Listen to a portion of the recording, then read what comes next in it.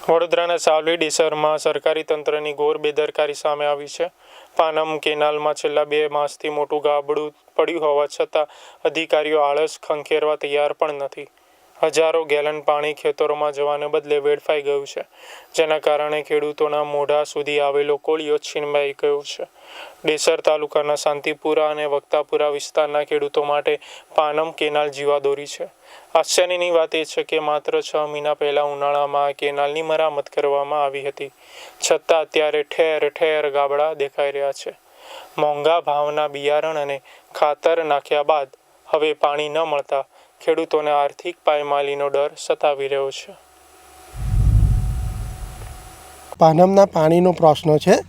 પાનમની canal અમારી આ વર્ષે જ રિપેર થઈ છે, તે છતાંય 28 આગળ ગાબડું પડવાથી 50% ઉપર પાણી વેસ્ટેજ જઈ રહ્યું છે અને ખેડૂતોને પાછળના ખેડૂતોને ટાઈમસર પાણી મળતું નથી।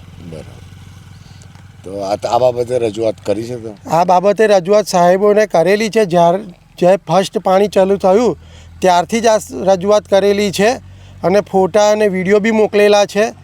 એક વખત અધિકારી આવીને જોઈને ગયા છે, ત્યારથી આજ દિન સુધી કંઈ નિરાકરણ આવ્યું નથી।